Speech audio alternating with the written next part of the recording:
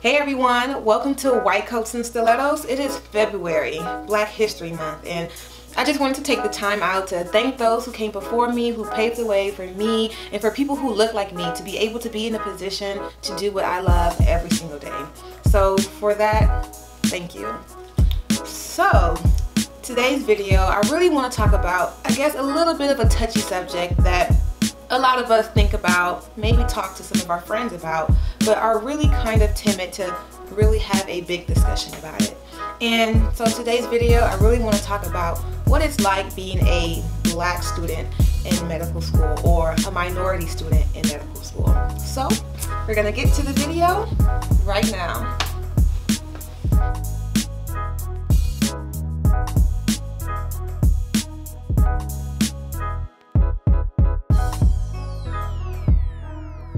So for this video, I want to be as real as I can be. So prior to coming to medical school, I always wondered what it would be like being a minority in medicine. And not because it was going to be my first experience with being a minority. My high school was predominantly white as well as my college, so I've adapted to being a minority. And for some, it may be a disadvantage, and for others, an advantage. I've learned through my experiences, it can be both.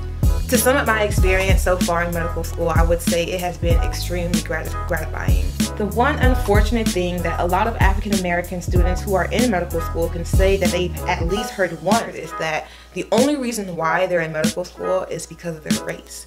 And that if race was not included into the application of medical school, that less African American students would actually be accepted into medical school when compared to their Caucasian counterparts. And I'm not here to say that that idea is true or that that idea is completely and absolutely false. I'm more so here to say that it's irrelevant. The idea that an African American student is accepted into medical school merely for their race instead of their intellectual abilities as well as their work ethic is not only disrespectful, it's hurtful.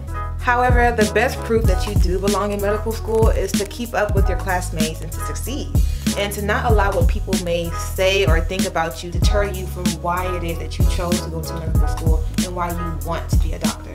African Americans are disproportionately represented in medicine, and it is very important that more African American students are interested in medicine, as well as taking the necessary steps that they need to take in order to be considered for acceptance into medical school. As a minority in medicine, it is instilled in you to work twice as hard as your peers to keep up and to show out.